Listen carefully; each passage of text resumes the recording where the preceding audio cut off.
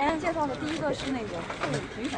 could be the most breathtaking event in North Korea since the country literally went nuclear. Dennis Rodman, all nose studs and sunglasses, arriving for a bit of unofficial, do-no-harm diplomacy.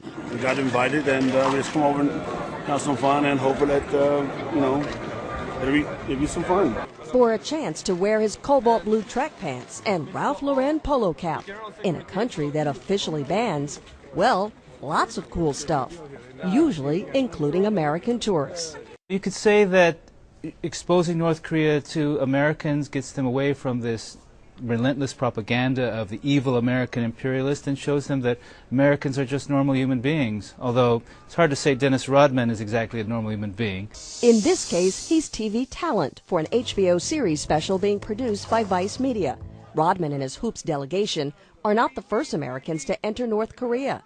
Eric Schmidt of Google got in.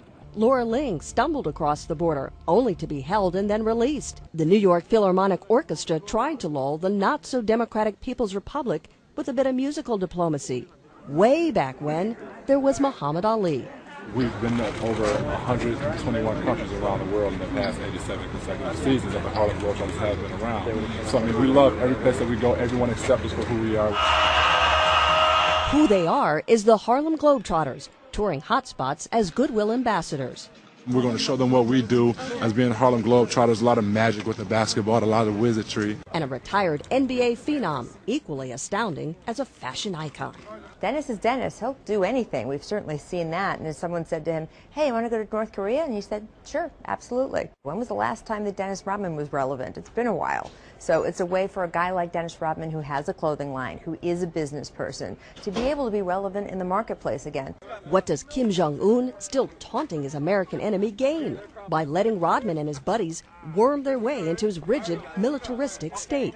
Well, the Harlem Globetrotters get a coup, the first American basketball team to visit this very isolated country, and the North Korean regime, it has to be said, gets some PR by having this visit. I actually think it's the fulfilling of a childhood fantasy, like 10-year-old basketball crush kind of guy.